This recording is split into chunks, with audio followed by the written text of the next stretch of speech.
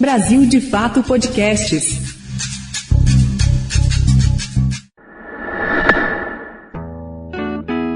Que o Stedley não me ouça.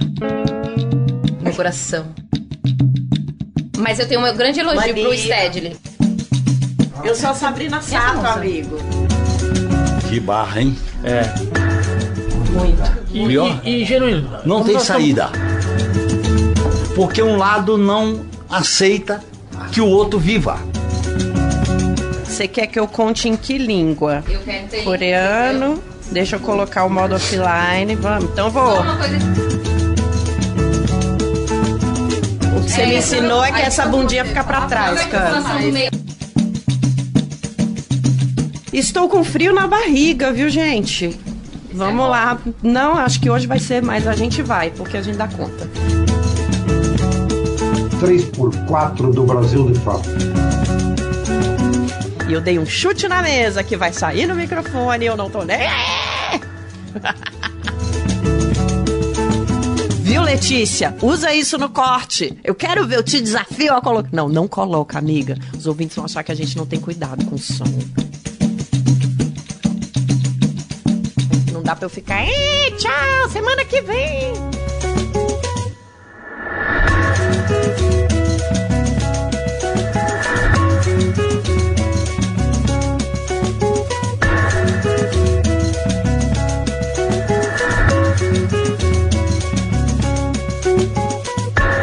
E a gente está entrando no ar a partir de agora com mais um episódio do 3x4, podcast de política do Brasil de Fato, que está com você todas as semanas para conversar normalmente sobre a conjuntura do nosso país, mas hoje a gente vai precisar ir para fora do Brasil. E quem está aqui com a gente para cumprir essa missão nesta semana é o nosso querido José Genuíno, ex-presidente do PT, e que está na nossa bancada do 3x4, revezando com João Pedro Stedley, que é a liderança do MST. Então, a cada semana a gente tem o Genuíno ou o Stedley aqui, e olha que incrível a gente ter essas duas personalidades da política brasileira e da nossa sociedade para conversar sobre os principais temas. Rapidinho, um oi pro Genuíno. Tudo bem? Obrigada. Tudo bem, prazer estar aqui com vocês. Prazer é todo nosso. E do meu outro lado está o meu querido Igor Carvalho, jornalista de política do Brasil de Fato, que apresenta o 3x4 junto comigo. Igor, olá. Bem-vindo. Tudo bem? Tudo tranquilo. Mais uma semana, vambora. Você que está ouvindo a gente aí do outro lado já deve ter entendido que a gente vai falar do conflito, do confronto colonial, da guerra declarada por Israel, né? Israel usa essa terminologia guerra, enfim, do que está acontecendo no Oriente Médio, na faixa de Gaza, na Palestina. O Hamas, que iniciou o ataque terrorista, chama a ação de uma grande operação para a retomada do território. Israel, que retalhou logo em seguida, declarou estado de guerra. E não há sinal de apaziguamento dos ânimos. Israel convocou 300 mil reservistas e está em alerta máximo contra o Hamas, porque na fronteira com o Líbano, ataques dos dois lados abrem mais uma frente de conflito. Manifestantes contra o conflito se mobilizam ao redor do mundo. Na Coreia do Sul, o grupo levou bandeiras palestinas e cartazes demonstrando solidariedade e pedindo que Israel pare com os bombardeios. Os chilenos saíram às ruas para pedir o fim da ocupação israelense dos territórios palestinos. Na Flórida, a manifestação foi em apoio a Israel e em Lisboa, a comunidade judaica fez uma vigília pelas vítimas. A Comissão Internacional Independente de Inquérito da ONU sobre o território palestino ocupado disse em nota que todos aqueles que violaram o direito internacional e atacaram civis devem ser responsabilizados por seus crimes. Informou ainda que vai compartilhar provas que está coletando com o Tribunal Penal Internacional.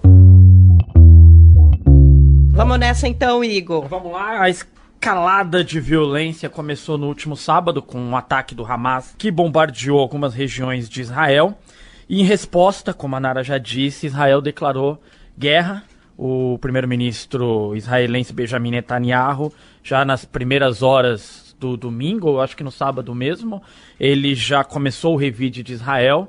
E nós temos até o momento, estamos nos aproximando de 2.400 mortes, algo como 1.100 palestinos e 1.300 israelenses. Fica muito difícil a contabilidade dessas mortes nesse momento. E para analisar esse contexto, está aqui conosco a professora de História Árabe da USP, Arlene Clemecha, que tem sido um socorro aqui no Brasil de fato, tem nos ajudado muito a compreender essa questão. Muito bem-vinda, professora. O prazer é meu de participar dessa conversa com vocês e tentar esclarecer e discutir tudo que for possível nesse momento de muita tensão. Tá certo. Professora, eu queria começar a nossa conversa entendendo um pouco da formação do Estado de Israel. Então eu queria que voltássemos a 1948. Se a senhora puder, para o nosso ouvinte, muitas vezes a gente parte de um lugar já de posições definidas, e todo mundo querendo discutir a conjuntura atual, e esquece que muita gente não está contextualizada sobre o que acontece ali. Então eu queria voltar um pouco em 1948 e falar um pouco sobre a formação do Estado de Israel. Como se deu, o que aconteceu para que o Estado de Israel fosse formado onde ele está e se desse a conjuntura que chegamos hoje? Certo, e eu convido o ouvinte a voltar um pouquinho mais ainda, mas eu vou tentar fazer de maneira muito resumida. Claro. Século XIX, final do século XIX, na Europa, os judeus da Europa, principalmente a Europa Oriental, sofriam perseguições terríveis. Pogroms na Rússia czarista, que acabaram culminando o Holocausto. Tá? Mas antes, muito antes ainda do Holocausto, surgiu um movimento nacionalista judaico. Ali na Europa do Leste, na Europa em geral, se espalhou rapidamente, e esse movimento começou a organizar a ida, né? Então a transferência, a viagem, a colonização, de fato, de judeus da Europa para a Palestina. Isso durou décadas. Então, ao longo de toda a primeira metade do século XX, a Palestina, que naquele momento foi transformada numa colônia britânica, foi ao mesmo tempo colonizada por imigrantes judeus. Então, foi uma dupla colonização durante toda a primeira metade do século XX. Primeiro era a Inglaterra, com o mandato das Nações, da Liga das Nações, predecessora da ONU, que era aliada do movimento nacionalista judaico chamado sionismo, que colonizou, portanto, a Palestina durante toda a primeira metade do século XX. As tensões começaram logo em 1920. 1920, 21, 29, culminaram numa grande revolta palestina contra essa dupla colonização em 1936, que durou 3 anos, terminou com 5.000 mortos, 10.000 presos. Foi realmente um ápice de um movimento nacionalista palestino de independência, foi massacrado, foi, derrotado. E aí, em 47, a Inglaterra, incapaz de manter o controle colonialista da Palestina, tamanho conflito que já havia ali, e também enfraquecida pela Segunda Guerra Mundial, que mesmo saindo vitoriosa foi o fim do Império Britânico no mundo, a Inglaterra devolveu esse mandato para a Liga das Nações, né? E falou, olha, não dá mais, não dou conta. Exatamente. O que a Liga das Nações fez? Montou uma comissão, a UNSCOP, uma comissão especial para analisar, durou 3-4 meses essa comissão, analisaram 2 projetos. Um projeto de formação de uma federação, portanto seria alguma forma de binacionalismo, uma federação judaico-árabe-palestina, ou a divisão do território, com a entrega de uma parte para o movimento sionista, formar o Estado de Israel, e a outra parte para a formação de um Estado palestino. De cara tem um problema. Os palestinos estavam na defensiva, estavam derrotados desde 1936. Muitos massacres já tinham acontecido, as lideranças exiladas ou massacradas. Então, conseguir criar um Estado palestino já era difícil. O imperialismo inglês fez uma aliança com a colonização judaica para eliminar e retirar os palestinos. Exato. E o imperialismo inglês entrou em decadência e veio o imperialismo americano fazendo essa aliança com o Estado de Israel contra os palestinos. Só um detalhe desse ponto, professora, que eu acho que é exatamente nesse ponto. Houve também, no campo de batalha, um suposto acordo do colonialismo britânico com os árabes. Então, a promessa britânica de território foi feita, o Lawrence da Arábia, que a gente conhece, foi feita de maneira completamente vazia, né? Não cumprida para os dois lados. Enquanto estava se negociando com os sionistas, também estava se fazendo promessas aos árabes no campo de batalha ali no Império Otomano, né? Então, é bem colonial isso. Em 1920... os árabes declararam independência com capital em Damasco. Declararam a formação de um reino constitucional. Seria a base do surgimento de uma democracia. Mas aí o que aconteceu? No dia 29 de novembro de 47, votou-se a partilha.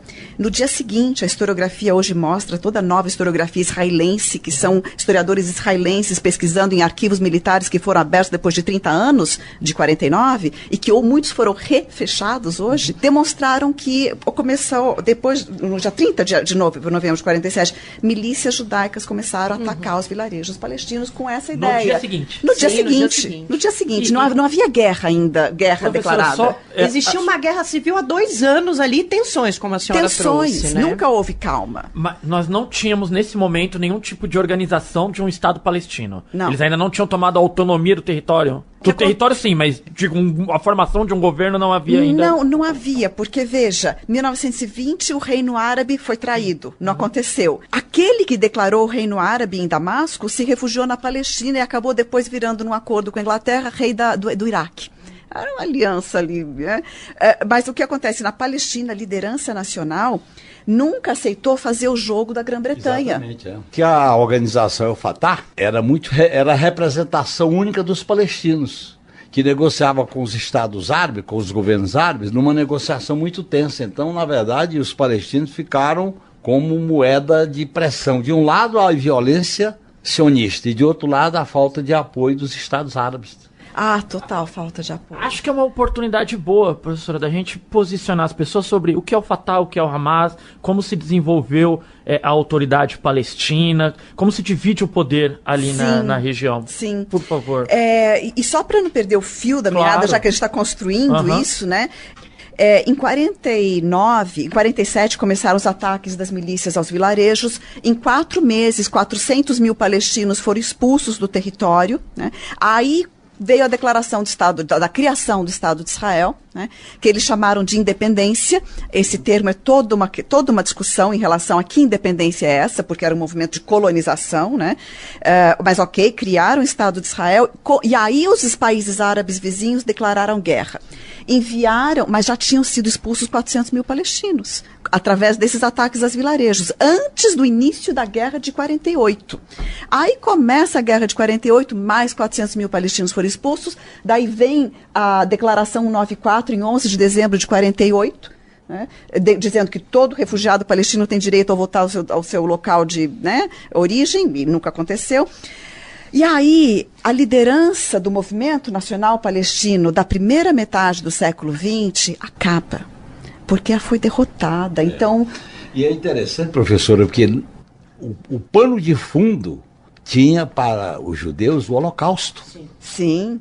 O Holocausto nazista, quer dizer, colocou a dimensão de um povo massacrado, torturado, campo de concentração, e veio todo o debate pós a Segunda Guerra Mundial, cujo tema central era exatamente... Como é que você diz não para um povo que vem do Holocausto, claro, né? Como é que você critica e condena um povo que sai do Holocausto? São dois povos heróicos, com histórias brilhantes de heroísmo, com sentimentos de identidades autênticas.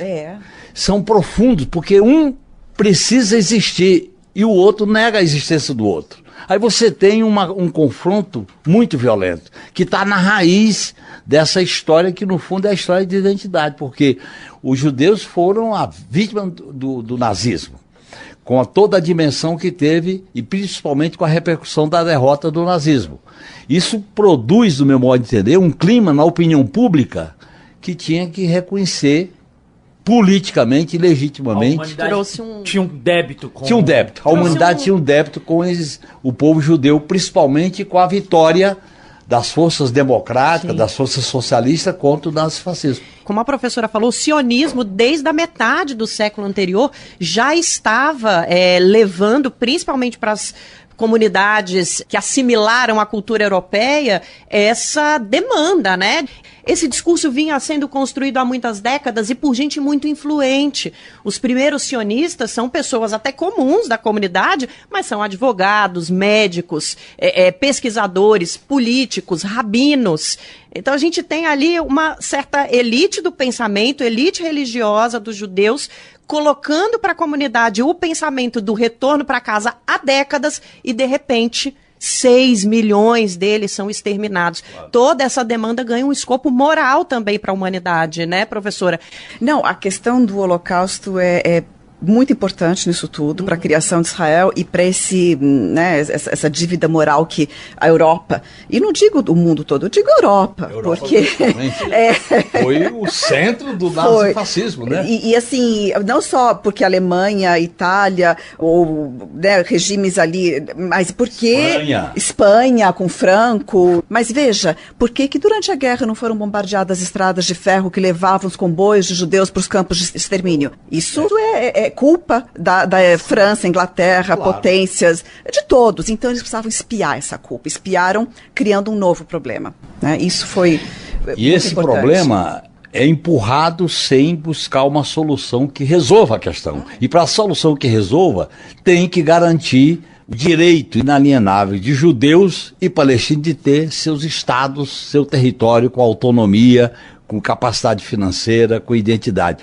Ou a humanidade resolve isso, então ela vai ficar como uma espécie de culpa que se materializa na guerra. Sem dúvida. E, professora, eu queria propor que a gente continuasse essa linha cronológica na década de 70, a guerra com o Egito, né? Como se desenvolve ali os anos 70 e 80 a questão palestina, que me parece que é o período, talvez nos anos 90 foi onde se acentuou a perda do território, né? Então, como é que são essas 3 décadas? É crivo dizer que são as 3 décadas que marcam mais o avanço de Israel nos territórios palestinos? Sim, a gente pode abordar isso daí para colocar de uma forma que se entenda. Agora, veja, nessa cronologia, essa construção de como que a gente chega ao dia de hoje, então, a gente estava falando da primeira metade do século XX. A liderança nacional palestina, nesse momento, acaba. A década de 50 acaba dessas formas, exílio, morte, tal, guerra. A década de 50 foi uma década em que os palestinos, a luta deles era para sobreviver. Estavam dispersos, campos de refugiados por todo o Oriente Médio, mas principalmente ali, né, ao redor do território da Palestina histórica. A luta toda por sobreviver e nenhuma liderança nesse momento. E aí é que surge, na década de 50, 56, o Fatah, criado por Arafat, a autoridade palestina como resultado de Oslo, mas que vem nessa linha de construção. O Fatah, ele foi criado por Arafat e o seu grupo de resistentes fora da Palestina ainda, mas num momento em que não havia uma liderança palestina para dizer nós respondemos pela Palestina, e os árabes, naquela linha do seu pensamento de que os árabes sempre traíram os palestinos, estavam tentando eles responder pelos palestinos de forma completamente legítima. Inclusive o Arafat estava no exílio. Estava no exílio. Ele ficava em alguns países como exilado. Sim. Só acho que um dado importante para a gente continuar, para as pessoas que estão acompanhando a gente, esse conflito, dessa declaração de guerra pelos Estados Árabes no dia seguinte da criação do Estado de Israel, esses 2 anos levaram a um êxodo de quase 1 milhão de pessoas que estão até hoje espalhadas pelo mundo. O status de refugiado passa de geração em geração. Essas pessoas continuam sem pátria. E a partir dessa guerra, Israel conseguiu 75% do território da Palestina. Então, o plano da ONU nunca foi cumprido. O inicial, a partir dessa guerra, Israel já dominava a Palestina. Israel derrotou as resoluções da ONU e Totalmente. criou um fato consumado aplicando uma violenta opressão, ocupação, morte, e não cumpria as resoluções. Qual era o respaldo que Israel tinha? Os Estados Unidos, que ascendia como uma potência imperialista na Guerra Fria contra a então União Soviética. Então o fato é criado no exílio do Arafat, então? Sim, o Fatah foi criado no exílio e pouco tempo depois, em 64, foi criada a OLP. A OLP foi criada pela Liga Árabe para dizer, olha, vamos colocar aqui alguém que esteja sob nosso controle para responder, para ser a voz dos palestinos. Isso não durou muito tempo, porque os palestinos disseram não. Nós queremos ter a nossa voz, a nossa representação, e conseguiu essa liderança do Arafat assumir o controle da OLP e passar então a OLP a dialogar com os países árabes como uma voz palestina autônoma. Isso tudo foi um processo de luta muito grande. É tanto que essas organizações de palestinos como Hamas, Hezbollah, é a dimensão da necessidade dos palestinos de ter autonomia. Sim. Na medida em que a própria organização da Fatah não representava toda a radicalidade, toda a diversidade. Eles foram criando certas organizações, inclusive estimulado pelo Estado de Israel. O Fatah já nasce com essa perspectiva de um caminho de paz, como a gente tem a ideia hoje, a construção de um acordo com Israel? Veja, a década de 50, então, foi uma década de silêncio, de luta por sobrevivência nos campos refugiados. E aí surge a década da Revolução, que é a década de 60, que é quando surge o Fatah assume o controle da OLP, daí surge o FPLP, Frente FD, né, Frente Democrática pela Libertação da Palestina, de onde sai a Frente Popular pela Libertação da Palestina, e todos esses vão adotar a guerrilha como modo de ação. É um movimento de libertação nacional. Isso tem a ver, professora, com o ambiente histórico dos anos 60, que tanto no Oriente Médio, como na Europa, como na América Latina, como na África, é uma ascensão dos movimentos de libertação nacional. Verdade. E a luta dos palestinos se insere nesse contexto histórico dos anos 60 e 70. Exato, exato. E já eram chamados de terroristas, porque qualquer um que faz a resistência ao establishment, né, Europa, Estados Unidos, tal, já é, né, a oposição é sempre terrorista. Então aí já eram chamados dessa forma e realizaram atentados aqui e ali, sequestro de avião, a Olimpíada de Munique foi terrível, né, aquilo foi triste demais, sequestro ali daquela delegação alemã, né, foi muito triste. Agora, era um movimento de libertação nacional. Não se pode nunca deixar de perceber isso. Por quê? Porque estava com seu território ocupado. Porque o que aconteceu em 67? A chamada Naksa. 48, a Nakba, que significa essa destruição, quer dizer, 800 mil expulsos. A palavra significa uma miséria profunda, traduzida muitas vezes como catástrofe. Então, a catástrofe de 48 foi a Nakba. Em 67, a repetição da catástrofe é a Naksa. Israel ocupa toda a Cisjordânia, faixa de Gaza, o Sinai do Egito, colinas do Golã da Síria. Como é que chegamos ali nos anos 70, 80, para a gente encaminhar pro que temos hoje, professora? Certo. Como o Genuíno bem lembrou, a resistência palestina estava no exílio, porque os territórios estavam ocupados e não conseguiam ficar dentro, eram caçados dali. Né? E o Arafat já era a grande liderança, mesmo no exílio? Ele já era reconhecido? Era a liderança mesmo no exílio. Mesmo no exílio? Mesmo no exílio. A resistência popular que existia na Europa, na América Latina, muitos exilados, enfrentando as ditaduras, tinha no Arafat uma referência, inclusive os diálogos com ele. Por exemplo, nós chegamos a fazer uma visita à Tunísia pela Câmara dos Deputados e ele vivia na Tunísia clandestinamente e teve diálogo com ele, reunião com ele. São reuniões clandestinas porque ele corria risco de vida. O senhor conheceu? Conheci. Já era visto, então, como esse símbolo até para diálogos políticos. Então. É bom deixar claro que todos os que lutavam, todos os militantes que lutavam pela libertação nacional contra as ditaduras na década de 60 e 70 eram chamados de terroristas. Que impressão o senhor teve do Arafat quando conheceu? Olha, uma pessoa muito calma, tranquila, passava um nível de convicção que, aliás, esse é o dado comum, passa um nível de convicção, de determinação impressionante. Eu acho que esse conflito mostra uma coisa fundamental. As pessoas estão jogando a vida porque é o direito a existir. Isso existe no núcleo político, e temos que dizer isso, dos judeus, existe isso no núcleo político dos palestinos.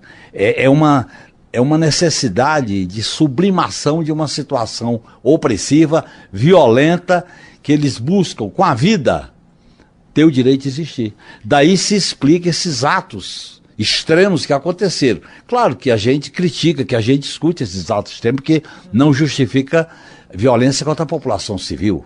Tem que ser alvos militares. Agora, o nível de opressão, de massacre, e os palestinos sempre foram usados nesse processo de dominação, sempre foram violentados, nunca foram reconhecidos. Porque as divergências no mundo árabe, dos governos árabes, reprimia nesses países quem se solidarizava com os palestinos.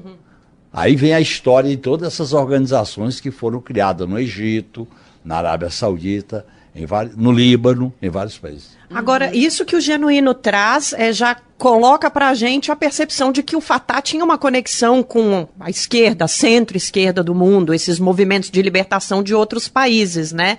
Ele, na Palestina, é identificado como uma força progressista de esquerda ou de, enfim... pela democracia, pelo menos? Veja, Fatah nunca foi de esquerda. Sim. Era a liderança de um movimento, a principal liderança do Movimento de Libertação Nacional Palestina, mas ele não se colocava como esquerda ou direita ou qualquer coisa. E não dá para classificá-lo, por exemplo, ele não adota o marxismo, não adota nada, né? Quem era esquerda, e ainda existe, mas está muito enfraquecido, é o FPLP e FDLP. Aí sim, eles se colocam, Jorge Habash, né, da Frente Democrática, o FPLP, eles se colocam como a esquerda marxista, né, do Movimento de Libertação Nacional Palestino. Agora, na década de 70, a década de 70 é uma década que começam a surgir os movimentos islamistas. Não que eles não existissem antes, a Irmandade Muçulmana vinha desde 28 no Egito, né? Mas é um momento que eles começam a entrar nesse cenário da luta. Porque a OLP é um guarda-chuva, né, dentro do qual estão todos esses partidos laicos, são partidos não religiosos, mesmo que os integrantes desses partidos sejam muçulmanos, a maioria, tem cristão também, porque tem muito cristão palestino, mas são partidos laicos nacionalistas. Na década de 70, começam a surgir esses outros, né, o braço da Irmandade Muçulmana, que é a principal, digamos assim, teia de autoajuda, movimentos políticos e assim pelo Oriente Médio, e também vai se inserir na Palestina, dentro dessa realidade, com a sua base na faixa de Gaza, já desde a sua origem. E em 87, com Arafat no exílio ainda, a situação é tamanha, porque Cisjordânia continuava ocupada, a faixa de Gaza continuava ocupada como uma ocupação militar, né? Ocupação militar direta. A gente tem muito a falar sobre essa ocupação militar, mas só para entender primeiro o que significa uma ocupação militar. Você não tem liberdade nenhuma, né? E aí surge a primeira intifada. Tá? A primeira intifada vai ser uma guinada. 87 é o ano de fundação do Hamas? Sim.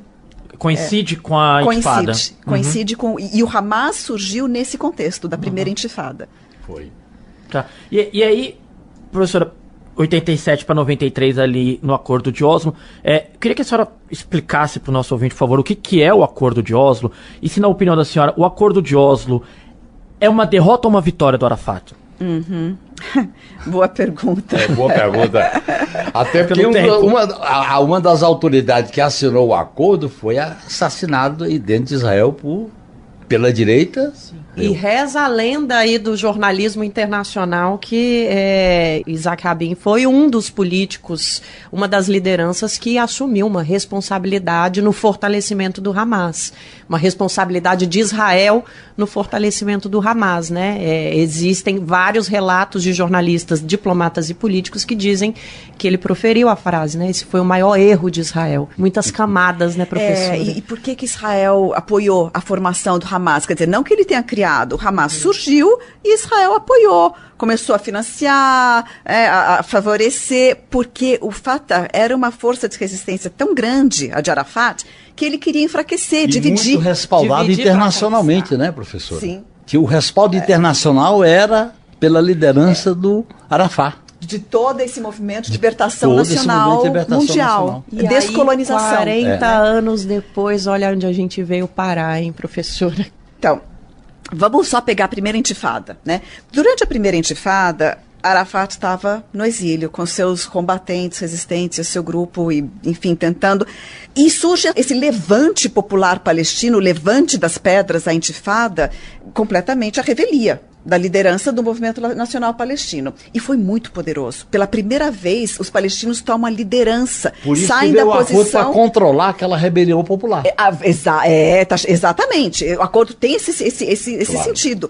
E, então, pela primeira vez, os palestinos tomam a dianteira. Eles tomam a liderança, eles tomam, como a gente viu, assim, a gente pode dizer, infelizmente, por causa das consequências, mas o que Hamas fez agora. Foi, depois de muito tempo, sair da defensiva e tomar a ofensiva. Bom, a intifada foi isso, só que numa maneira muito mais, assim, interessante de resistência, porque era uma resistência não violenta. Eram greves, boicotes, movimento popular, jovens nas ruas, o máximo que tinham era jogar pedra E tem um filme chamado As 12 Fugitivas. Genial o filme sobre a primeira intifada, é o caso de... Enfim, mas Israel ficou muito exposto e não esperava o poder desse movimento de resistência não violenta. Movimento de greves, de boicotes, da população civil se organizando, tomando conta da sua vida pela primeira vez, né? Depois de décadas de estar sob o controle.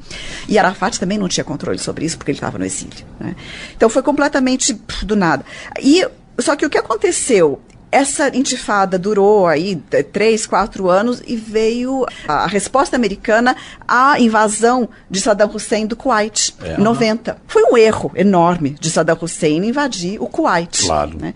Só que o Saddam Hussein, ele tinha sido o grande, né, nesse período, todo esse período anterior, desde a origem do Fatah, o grande financiador, apoiador, porque assim, o Fatah tinha apoio dos movimentos de libertação nacional, mas apoio de fato, verba, dinheiro, armas e organização, vinha de poucas fontes. A principal nesse momento era o Saddam Hussein.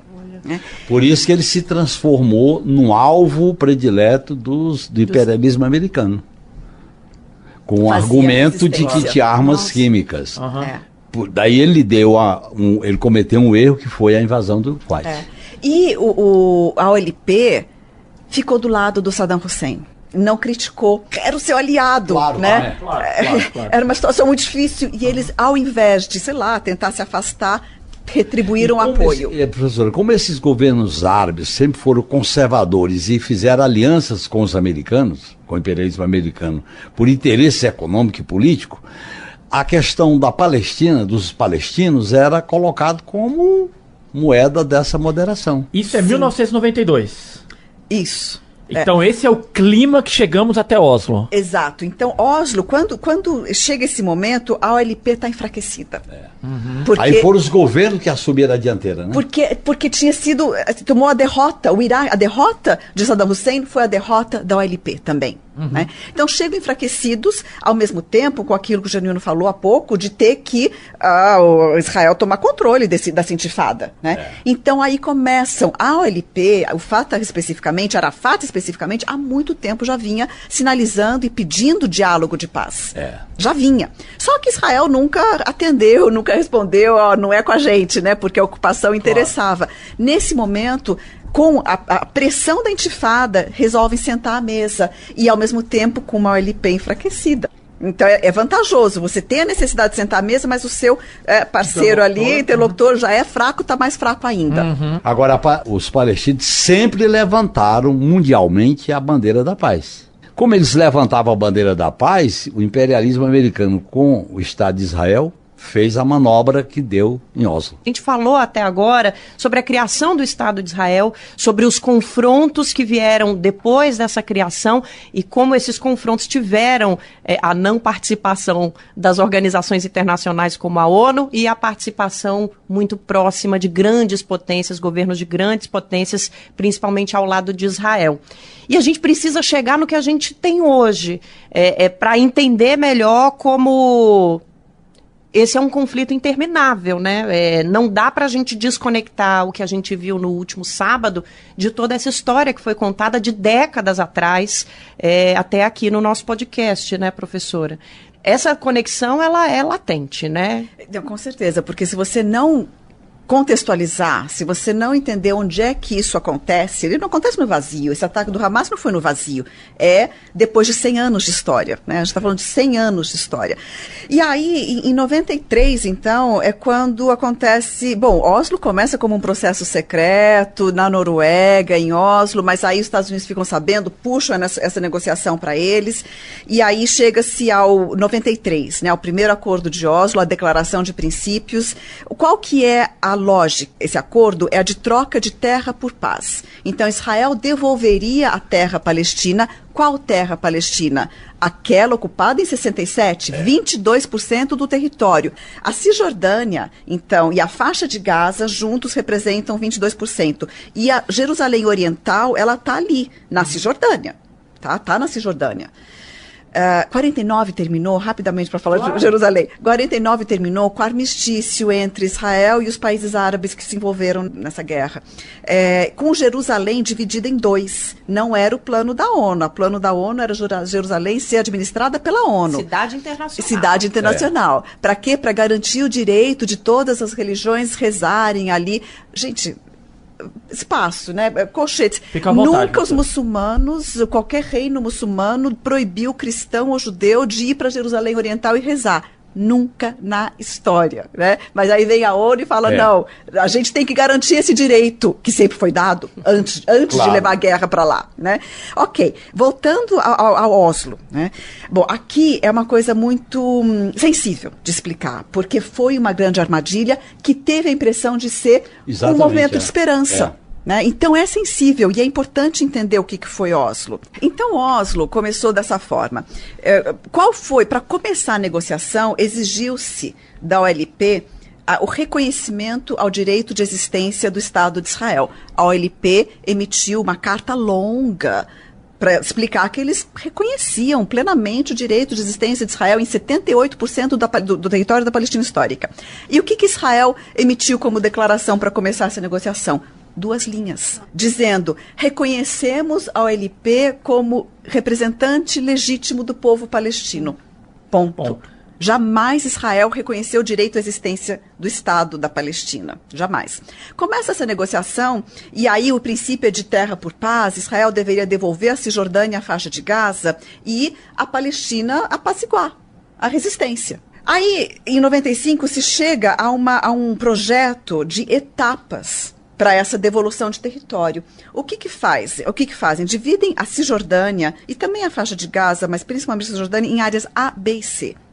As áreas A são as mais densamente povoadas, as grandes cidades, né? Ramallah, Hebron, Jericó, Jenin, Nablus, etc., as grandes cidades. Essas grandes cidades foram, de imediato, colocadas sob a administração de um protogoverno que foi criado por esse acordo, que foi a Autoridade Palestina. Agora, aqui já começa a armadilha. Por quê? Debaixo, sob a lei internacional, toda potência militar ocupante, ela tem a obrigação de resguardar os direitos humanos, as condições de vida da população civil sob a sua ocupação. Isso é lei internacional, 49, Convenções de Genebra. Israel tinha, portanto, obrigações de garantir moradia, transporte, saúde, educação, sobrevivência, água, de toda a população palestina. Difícil, né? Opa. Eles não queriam essa responsabilidade toda. Claro. Então, cria-se com esse acordo um protogoverno, uma entidade, que é a Autoridade Palestina, e se colocam as maiores densidades populacionais, áreas A, sob a sua administração. A administração. Para quê? Para garantir água, luz, esgoto, transporte, hospital, escola e tal.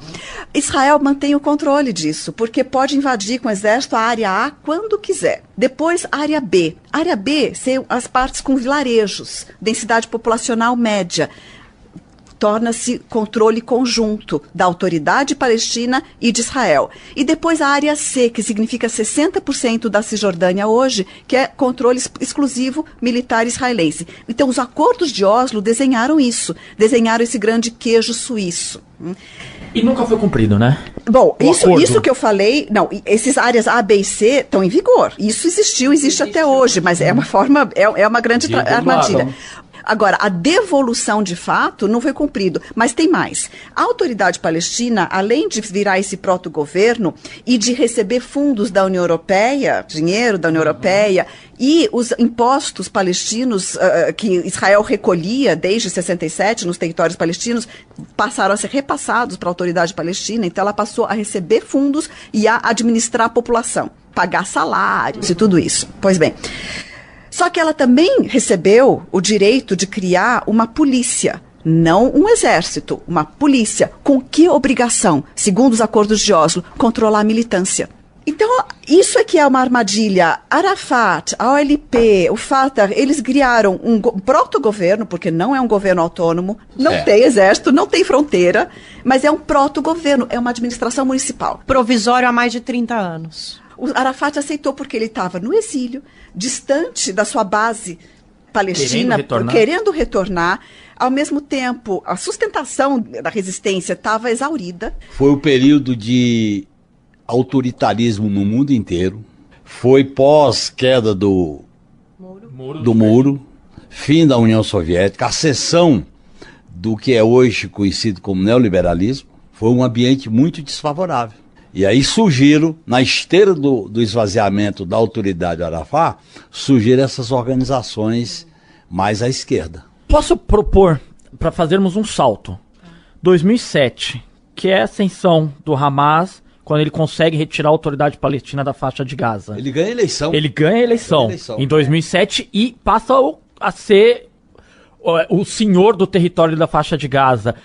Isso foi num ambiente natural? E o que representou ganhar a faixa de Gaza para Hamas? Talvez a maior vitória interna do Hamas até hoje, né? Veja, as eleições que aconteceram municipais em dezembro de 2005 foram eleições limpas, absolutamente limpas. Quando a autoridade palestina vira esse proto-governo recebendo fundos, começa muita corrupção dentro da autoridade palestina, muito controle de grupos, de poder, pequenos poderes aqui e ali, e uma coisa muito importante, simbólica, que a autoridade palestina deixou de responder pela resistência palestina. Por quê?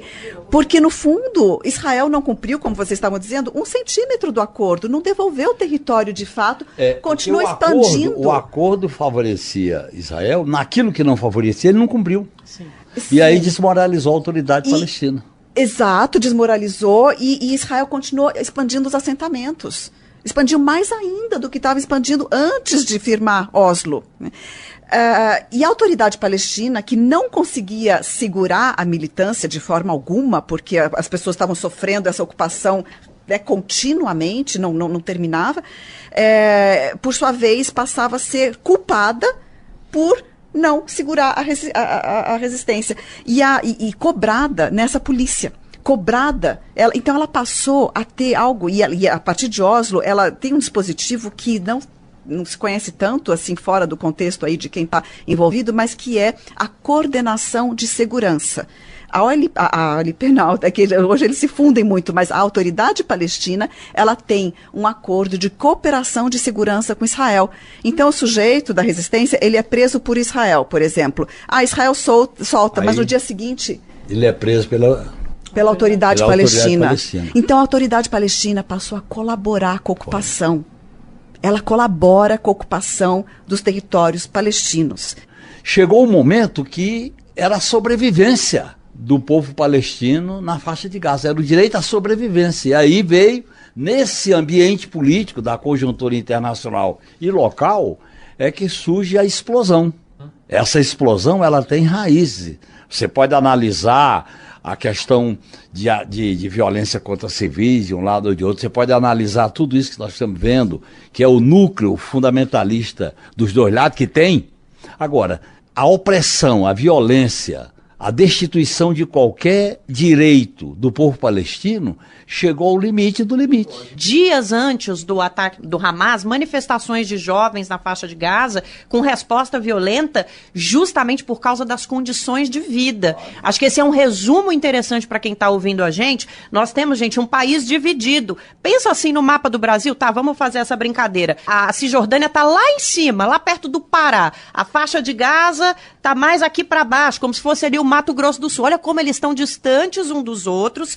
Na faixa de Gaza a gente tem o Hamas, esse grupo no governo, condições de vida horríveis nos dois territórios, que estão completamente separados um do outro, pessoas pedindo direito de ir e vir, pedindo comida, pedindo trabalho, pedindo saúde, pedindo educação, um ambiente completamente favorável a confrontos e conflitos, e aí a gente tem o Hamas planejando esse ataque que a gente viu no sábado há muito tempo, né, professor? Isso não vem de agora. Estava planejando há muito tempo esse ataque, ninguém sabia, e nem os militantes do Hamas que fizeram o ataque, os combatentes que sabiam, porque só as lideranças sabiam que isso estava sendo planejado, ninguém sabia. Mas a gente parou também, e aí aqui atendendo as pedidos de explicar tudo, né? A gente estava ali falando da origem do Hamas, né, durante a primeira intifada, ele cresce com apoio israelense, a acontecem os acordos de Oslo, ele é contra, não se envolve, né? Tá alheio à OLP, né? A OLP está aqui, o Hamas está aqui. Aí surge esse contexto de eleição na Palestina, que é uma Palestina tentando construir a sua democracia, tá? O Hamas, ele entra nessas eleições e já participando das eleições para grêmios estudantis, ele já vinha ganhando as eleições, por exemplo, o Grêmio de Birzeit, da Universidade de Birzeit, já era um indicativo do quê? A principal força deles era na juventude palestina.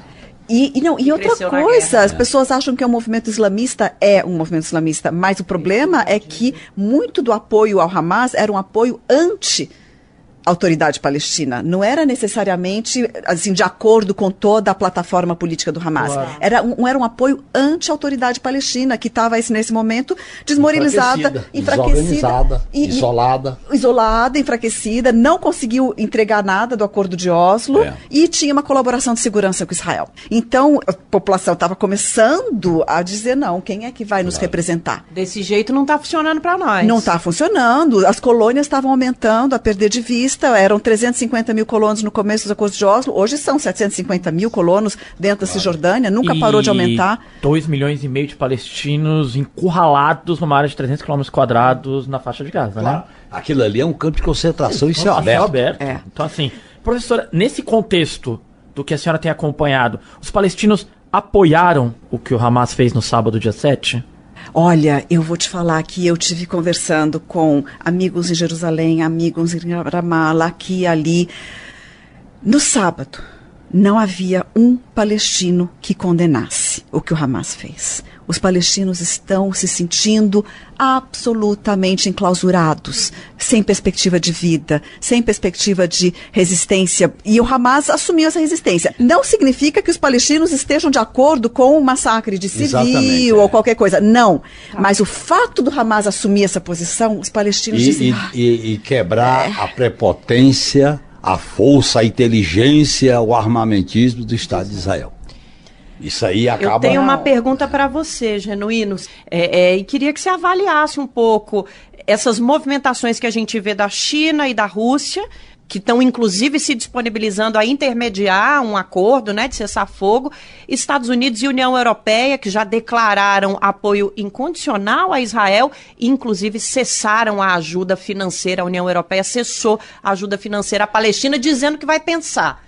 Como é que fica a conjuntura internacional, Genuíno? A conjuntura internacional vai passar por um agravamento surpreendente. Primeiro porque os Estados Unidos estão prometendo mais arma, mais dinheiro para matar, para ocupar. A União Europeia hoje não tem autonomia nenhuma em matéria de política externa. Por outro lado, há uma crise que vem da guerra na Ucrânia. Terceiro, tem uma eleição nos Estados Unidos que a situação do Biden não é tão favorável. Então, veja bem, essa multipolaridade está marcando o tensionamento das relações internacionais, está presente nesse conflito no Oriente Médio. Eu acho que o Brasil agiu corretamente em sugerir a convocação do Conselho de Segurança da ONU. Não resolve, mas tinha que marcar uma posição. Segundo, foi ágil na repatriação dos brasileiros. Foi o primeiro país a fazer isso. Isso é um dado positivo.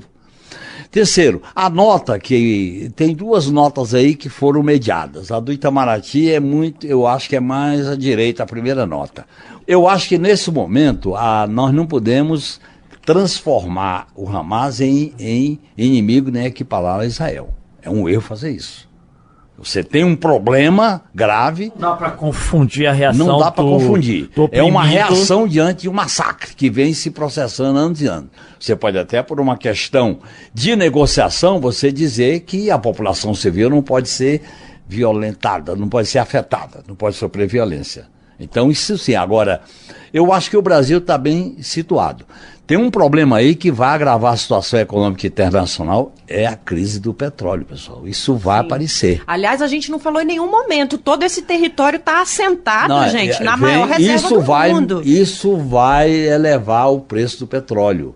E o Brasil está bem posicionado nessa área. Eu acho que o protagonismo do governo brasileiro pode melhorar muito a influência do Brasil nesse mundo multipolar, porque ele tomou iniciativa, ele não ficou parado. E o fato de vários países estarem solicitando que o governo brasileiro faça a repatriação de seus cidadãos e cidadãs é muito positivo. Então, o governo agiu, tá certo? O governo agiu. Agora, é fio da navalha, né, professora? É fio da navalha, porque você tem um conflito com raiz histórica, e essa raiz histórica é o direito de existir, pessoal. É o direito de existir. O Estado de Israel usa o direito de existir do povo judeu para massacrar os palestinos. E o direito de existir do Estado de Israel é correto, nos limites da lei internacional. Da lei internacional. E o direito de existir do Estado palestino é legítimo nas regras internacionais, como Estado autônomo. É a partir daí que tem que se buscar uma saída. Posso pegar uma carona no que o Genuíno falou? Professora, a gente está vendo especialista em questão palestina agora para todo lado, né? Impressionante. Eu fico... Você tem que entender. Não, mas é que assistindo os sites de notícia, Genuíno, eu fico assustado. Só não entende a imprensa aberta empresarial. Essa aí não entende. Essa aí é maniqueísmo puro. Bom, vou até... E a fake news que está rodando nessa guerra? Professora, é muito difícil fazer com que as pessoas entendam. Eu não sei se a senhora concorda com o termo colonização ou apartheid palestino, com qual dos dois a senhora trabalha, ou com nenhum dos dois, né? Mas é muito difícil fazer as pessoas entenderem que é uma reação, que é um povo que tem comida, água negada, energia elétrica negada, e que chega a esse momento e reage, o que a gente viu no dia 7 de outubro. Esse é o desafio, fazer a pessoa entender que há uma situação insustentável, né? Quer dizer, o que querem dessa população? É inevitável que o retorno do oprimido algum dia bata a porta, né? A faixa de Gaza, a gente estava falando lá da eleição, foi quando aconteceu a eleição que deu vitória no Conselho Nacional Palestino ao Hamas, e a Europa não aceitou essa vitória, os Estados Unidos não aceitaram essa vitória. O que fizeram? A mesma coisa que a Europa fez agora, reteve os fundos. A mesma coisa que a Europa está fazendo hoje, de reter os fundos que sustentam a Autoridade Nacional Palestina, fundos repassados segundo o Acordo de Oslo, fez naquela época mediante uma vitória eleitoral, democrática. Então boicotaram as eleições naquele momento, retirou-se, foi Ariel Sharon, que hoje já morreu, mas era o general Ariel Sharon, tomou a decisão de retirar os 12 mil colonos israelenses que estavam na faixa de Gaza, e com isso, em 2007, a faixa de Gaza, sem colono israelense lá dentro, foi possível virar aquilo lá uma clausura. Fecharam a faixa de Gaza. 2 milhões de palestinos sem direito de ir e vir, sem conseguir sair. Eu tenho um colega, professor universitário, que para conseguir sair e fazer um estágio numa universidade fora, leva 2 anos, levava 2 anos para preparar a viagem e autorização para conseguir sair da faixa de Gaza. Sabe o que é você levar 2 anos para sair do seu país? Não conseguir sair e não entra comida, não sai água. Que é via Egito, está correndo serviço de ser bombardeada por Israel, né? E a Cisjordânia, por sua vez, não é um território só, está toda picotada, porque aquela área A são bolsões territoriais, de onde as pessoas têm dificuldade de sair e voltar, viraram, portanto, se você olhar o que é aquilo, bantustões. Sim. A moda dos bantustões sul-africanos, com suas características particulares, né? Mas, aliás, Desmond Tutu, da África do Sul, bispo, né, da reconciliação e tudo na África do Sul, quando visitou a Palestina, falou assim, ele falou assim, o apartheid que existe aqui é pior. Falou pior do que o apartheid que a gente via na África do Sul.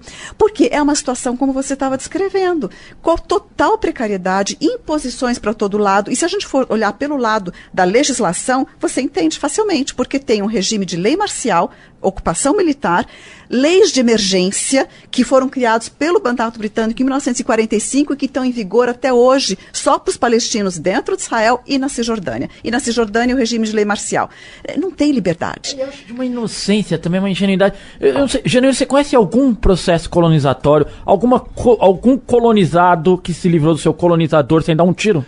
Não existe na história da humanidade nenhuma possibilidade, por maior que seja o poderio econômico, poderio técnico, poderio militar, de querer dominar, massacrar, eliminar a vontade de um povo de sua autodeterminação. Está aí o Vietnã que mostra isso, está aí todo o movimento de descolonização. Não há.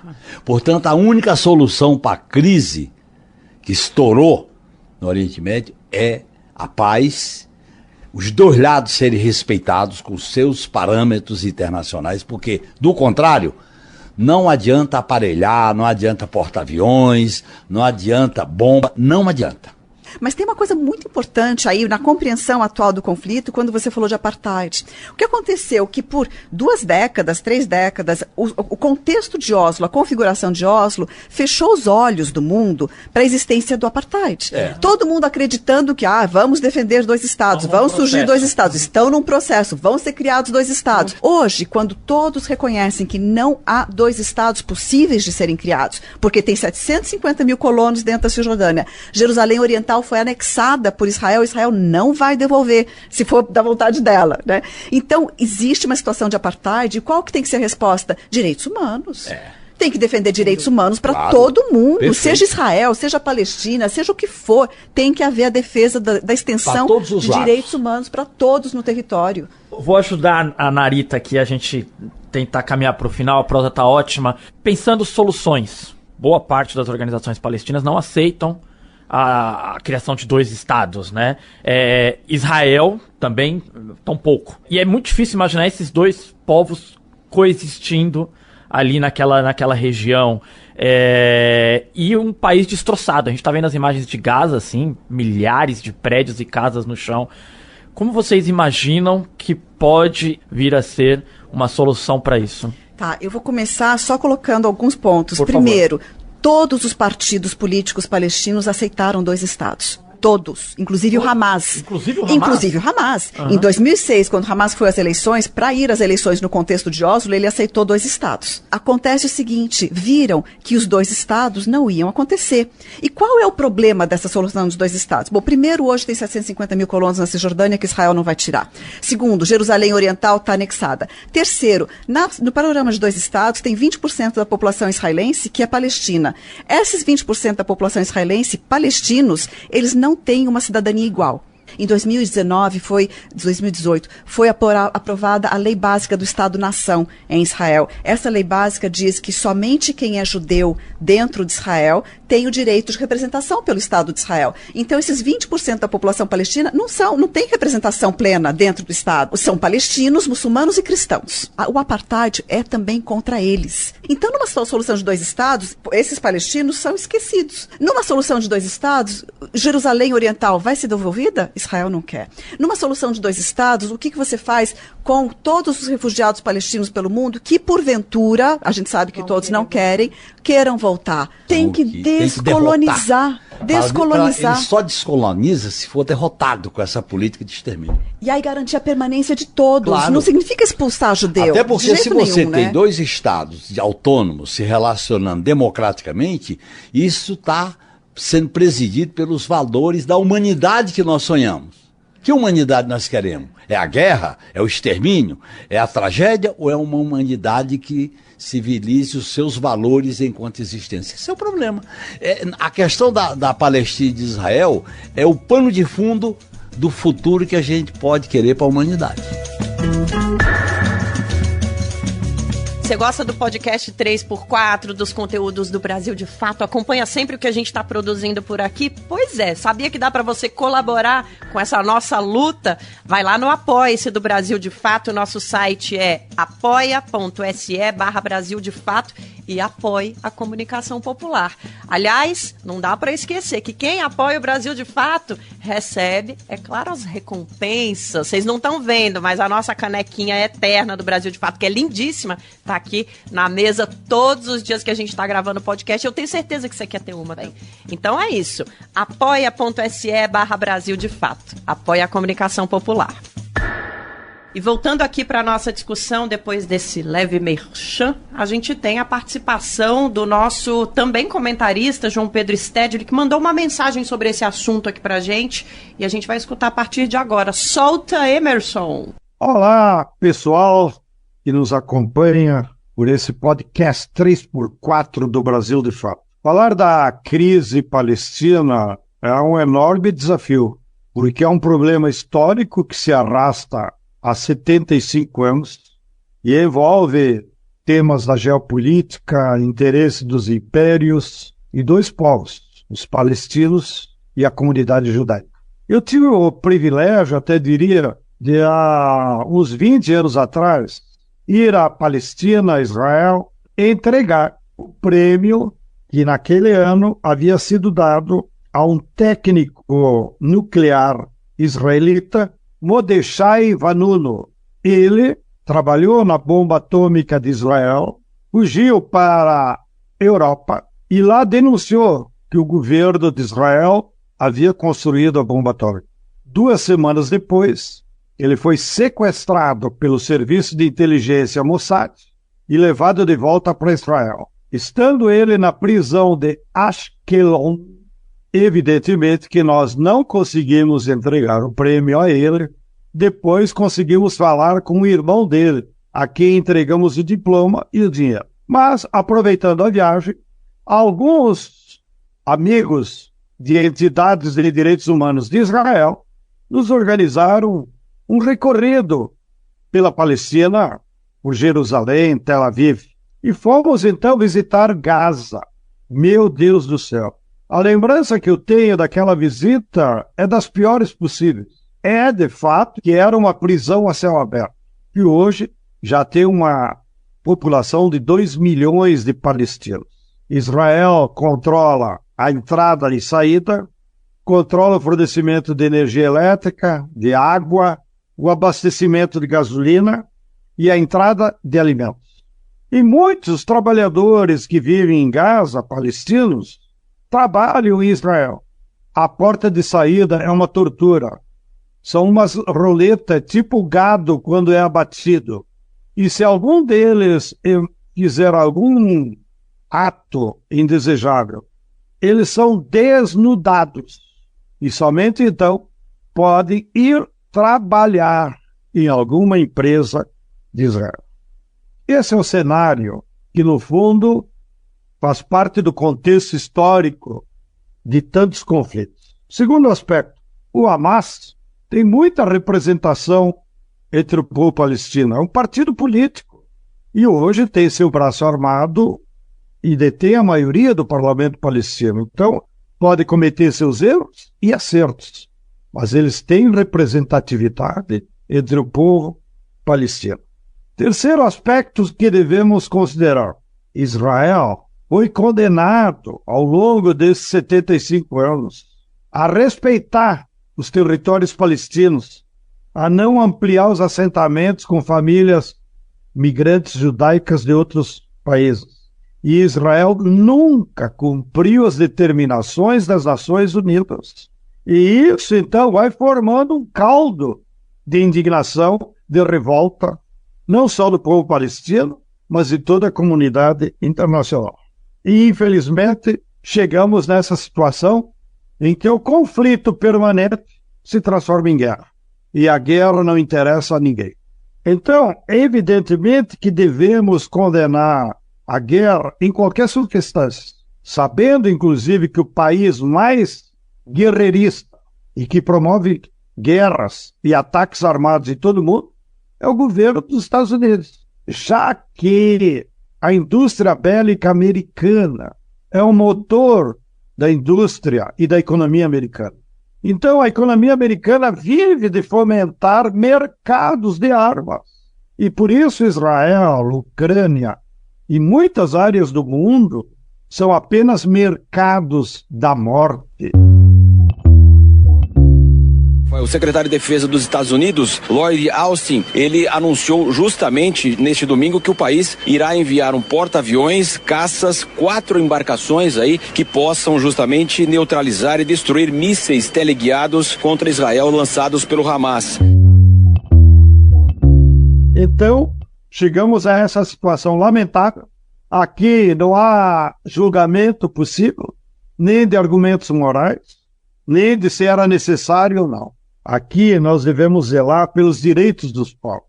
E as Nações Unidas já legislou várias ocasiões sobre o direito do povo palestino ter seu território inviolável e ter seu Estado. Eu acho que, politicamente, o governo direitista de Israel já perdeu na comunidade internacional, apesar do apoio e da propaganda permanente da imprensa burguesa ocidental. A gente tem aí a fala do Stedley muito permeada pelas desigualdades que a gente já citou aqui e que o povo palestino vive há décadas. As Nações Unidas também apontam ilegalidades na reação de Israel. Se dizem profundamente preocupadas com os ataques mais recentes mirando palestinos e também com o anúncio de um cerco completo a Gaza, envolvendo a retenção de água, alimentos, eletricidade e combustível.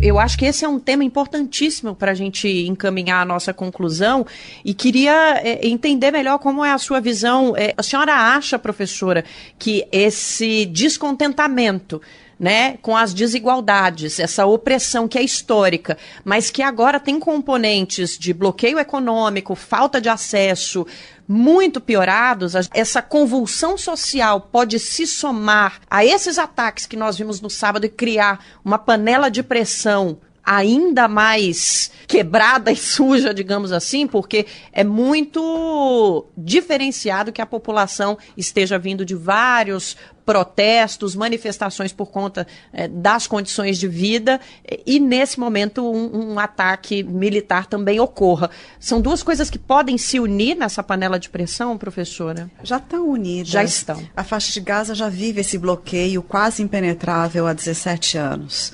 Então, essa panela de pressão, ela vem explodindo de diversas formas. Poucos anos atrás, houve o movimento da Grande Marcha do Retorno, era o nome. Era um movimento de protesto pacífico, um movimento de protesto não violento. E o exército israelense atirou com arma, com munição viva contra esse protesto pacífico do mesmo jeito. Claro, não com a intensidade de agora. Ao longo desses 17 anos, esse é o quinto massacre contra os palestinos de Gaza. Não é o primeiro, é o quinto. O bloqueio dura 17 anos. O que aconteceu agora? Disseram que não vai entrar nada. Então, o bloqueio já existia, mas entrava aquele mínimo. Agora virou um campo de concentração em céu aberto. Não. Agora, então, não obstante, a tristeza que é haver a morte de civis para qualquer um dos lados, né, não tem como a gente não pensar num outro episódio histórico, que foi o levante do gueto de Varsóvia. Chega uma hora que a população se levanta. É isso, professor. Não tem como.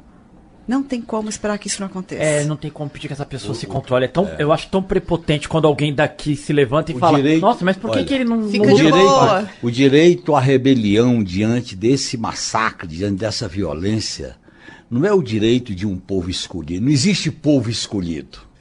Os povos têm direito à sua existência, à sua identidade, dentro de uma pluralidade civilizatória, religiosa, política, cultural, para viver em paz. Então, isso é que é o caminho. Nós não vamos resolver esse problema achando que é o povo escolhido que tem esse direito. Não existe isso. São os povos que têm direito à dignidade, aos valores da democracia, da civilização. Por isso que a paz é a coisa mais radical hoje que a gente tem que defender para sentar na mesa de negociação e suspender o conflito, o massacre, os bombardeios. E é por isso que foi também muito bom o Stedley levantar o ponto da indústria armamentista, né? O que está por trás disso tudo? Armas. Ela lucrou na Ucrânia e quer lucrar em cima da morte de palestinos e de judeus. Exato. Com essas reflexões, a gente encerra essa nossa conversa sobre Israel-Palestina, mas a gente vai voltar a esse assunto, não só aqui no 3x4, com certeza na cobertura do Brasil de Fato. Então confere lá, brasildefato.com.br e as nossas redes sociais. Eu acho que é a primeira vez que a gente vai para as dicas culturais num clima tão para baixo e num assunto tão pesado. Mas a gente vai trazer dicas culturais aqui para você também, porque a gente sabe que consumir arte, consumir cultura também traz repertório para a gente enfrentar esse cotidiano. Vamos nessa, então. Dicas culturais, começando pela professora, para ser educada a nossa convidada. O que você traz para a gente hoje? Algumas coisas. Tem um livro chamado Meu Nome é Adam, da editora Tabla. Foi traduzido pela minha colega do departamento de árabe, a Safa Jubran. O autor se chama Elias Huri, com KH. É uma leitura necessária, absolutamente necessária para quem quiser entender o que é o drama, o que é a condição. E outra coisa, Elias Huri tem muito esse olhar para as duas comunidades, ou seja, para a condição também do judeu, que também é uma vítima, né? Aliás, o palestino é a vítima da vítima, como dizia o Said, né? A gente não está negando isso, e o autor desse livro, ele trabalha essa dualidade, essa coisa toda. Esse livro, Meu Nome é Adam, é um dos melhores livros que eu já li, e é uma publicação recente, uma tradução recente. Elias Houri, se não ganhar o Nobel de Literatura, eu não sei, viu? Mas é fantástico. Segundo livro, agora, de história, de um historiador, Ilan Pappe, judeu, israelense, vive hoje e trabalha na Inglaterra, professor em Exeter. Ele publicou também pela editora Tabla, a tradução do livro dele em português se chama Os 10 Mitos sobre Israel. Fantástico. Então, esses 2 livros, os 2 vocês encontram na editora Tabla, na internet. E quanto a filme, ainda não está disponível, mas quem sabe em breve possa estar em festivais. Se chama Bye Bye Tibérias, Adeus a Tibérias. Tibérias é uma cidade dentro de Israel, era Palestina, obviamente, e é o filme de 4 gerações de mulheres, sendo que uma delas é a grande atriz palestina. A diretora é a filha dela, que é Lina Sualem, que o filme se centra muito na figura dessa grande atriz, que é a mãe de Lina Sualem, que é a diretora do filme.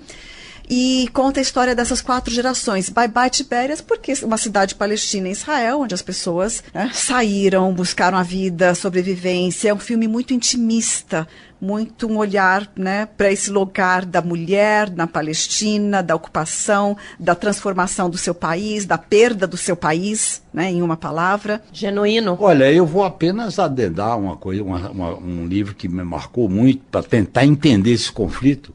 Os 2 mestres filosóficos, de um lado e de outro, tem um livro que chama Diálogos Invisíveis, que é o filósofo que orienta o islamismo e o filósofo que orienta o judaísmo. Esses diálogos é um diálogo de verdades, que tem uma parte lá que diz, olha, ao nível do senso comum, o que nós estamos falando aqui, o que nós estamos pensando, vai ser interpretado de uma outra maneira. E parece que é um pouco essa história que marca o conflito, que é religioso, é político, é filosófico, desses 2 povos, com uma história brilhante, heróica, generosa, que a gente tem que respeitar. Igor Carvalho. Olha, eu vou indicar um documentário que eu assisti, que talvez tenha sido o primeiro contato que eu tive com a questão palestina lá em 2003, que é o Checkpoint. A professora obviamente o conhece, porque eu acho que já vi alguns filmes depois disso, mas eu acho que o Checkpoint ele carrega um elemento que é te levar literalmente para aquela região dos checkpoints ali, e você entender a dificuldade do palestino de entrar, de sair, de ter acesso. Eu me lembro, vi o filme a última vez, eu revi há uns 4 anos atrás, mas fica muito para mim a história de um senhor que quer sair para ir ao médico, ele tá desesperado porque ele precisa ir ao médico e ele não consegue, ele vai todo dia ali à região do checkpoint, ele não consegue passar. Então essa dificuldade do palestino de ir e vir e de acessar serviços e coisas básicas para a vida dele, para mim fica muito latente nesse documentário. Fica muito visível a situação, a vida cotidiana do palestino. Então, Checkpoint. E se você quiser saber mais, vai lá no Brasil de Fato, Ataques do Hamas a Israel. 5 filmes para entender a questão palestina, que a gente fez uma lista, que tem outros títulos, inclusive tem muita coisa boa. Eu vou sair do nosso assunto para dar minha dica cultural, porque a gente não pode esquecer que a gente está no Brasil de Fato e que a gente tem os nossos movimentos populares com várias atividades, como sempre, Brasil afora. Na sexta-feira, hoje, começa o Acampamento Nacional Juventude em Luta em Brasília, e eu quero convidar todos os meus conterrâneos, filhos de candangos e candangas, a comparecerem a esse festival que vai trazer muito samba, muita cultura brasileira, mas vai trazer música eletrônica, vai trazer rap, vai ter MPB, vai ter forró. Vai ser uma grande festa e vale muito a pena acompanhar. Acampamento Nacional Juventude em Luta. Começa sexta, vai até dia 17, terça-feira, lá em Brasília. No Brasil, de Fato, também tem mais informações. E é isso, acompanha a luta popular da nossa juventude. A gente vai encerrar por aqui a nossa edição de hoje. De novo, prometendo que a gente volta a esse assunto no Brasil de Fato, talvez aqui no 3x4 também. E eu quero agradecer a presença da Arlene, a presença do Genuíno aqui. Obrigada, professora. Que aula, viu? Obrigada, eu que agradeço essa conversa, né, instrutiva para todos nós. Riam Abbas é o nome da atriz palestina. Lembramos. Eu agradeço muito, principalmente o que eu aprendi, professora, com as suas intervenções. Igualmente. Muito obrigado. Valeu demais. Valeu, gente. Semana que vem estamos de volta. Professora, mais uma vez, muito obrigado. Muita admiração pelo saber da senhora e obrigado pelo socorro que tem nos dado essa semana. Saber precisam ter as lideranças mundiais nesse momento. É isso, e a gente sabe que muita gente que está ouvindo a gente, muita gente aqui no Brasil tem familiares, amigos, amigas, parentes em Israel, na Palestina, está preocupada com a falta de notícia, com a falta de comunicação, toda a nossa solidariedade para as pessoas que estão sofrendo neste momento por causa desse confronto colonial. Valeu pela participação dos ouvintes e das ouvintes também. 3x4 é apresentado por mim, Nara Lacerda. Meu companheiro de bancada é o jornalista Igor Carvalho. Os nossos comentaristas são José Genuíno e João Pedro Stedley. Esse episódio utiliza áudios dos sites G1, Nexo e da Folha de São Paulo. A direção é de Camila Salmásio, na produção e no roteiro, Letícia Holanda, trilha sonora original de Alejandra Luciani, edição e sonorização, Emerson Ramos, nosso cinegrafista é o Vitor Shimomura, identidade visual de Micael Gonçalves, coordenação de rádio e TV Monize Ravena, direção de jornalismo Nina Fidelis. E é isso, a gente encerra por aqui. Até a próxima!